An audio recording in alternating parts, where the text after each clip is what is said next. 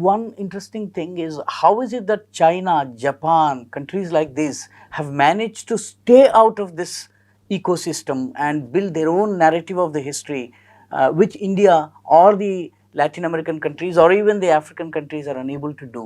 And why these two countries, particularly Japan as well as China, have managed to keep their history sanitized from the Western ideas? So very clearly, if you look at the history of Japan or the history of China, they have controlled the foreigner very well. And by foreigner, I mean the missionaries. So they have controlled access to their country and other things very well. The Japanese threw them out.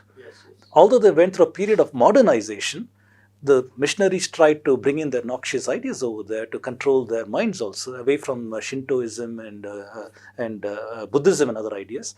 But the Japanese resisted that. The emperor was enlightened enough to say that this is corrupting our culture. They threw them out.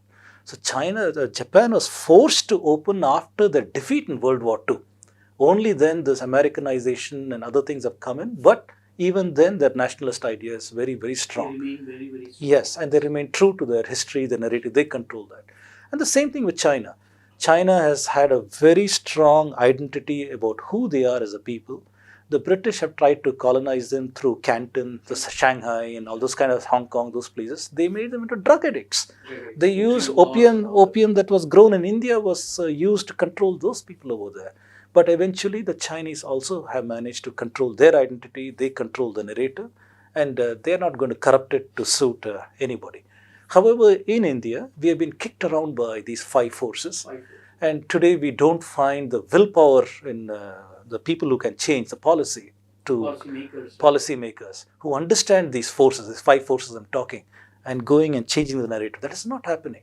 And because that is not happening, our youth have suffered tremendously. The identity of India is corrupted so badly that nobody in India, whether it's a youth or an adult, you go and ask them, what are you as an Indian? Who are you? What are you? They are unable to answer that question.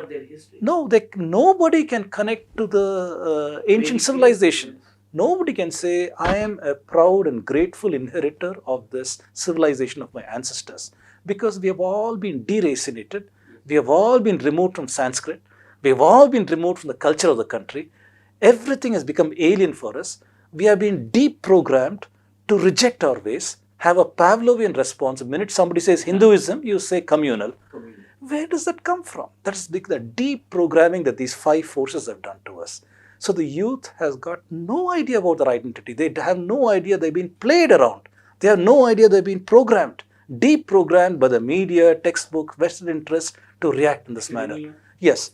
So it requires our policymakers to come and say there is a problem today when we see universities like JNU and AMU and other such places going around and saying break up India and calling the Indian army as an occupational force. There is a reason they are products of such an education system. And it's only getting worse, sir. It's only getting worse. The youth, the very young children today also cannot connect with the culture of the country. They cannot. And this is a criminal neglect. This is a criminal neglect of our culture by the policymakers. So this is something that I feel deeply disappointed that we have not been able to change these things. మా wake up India .tv latest updates ముందుగా మీకు రావాలనుకుంటే subscribe చేసుకోండి.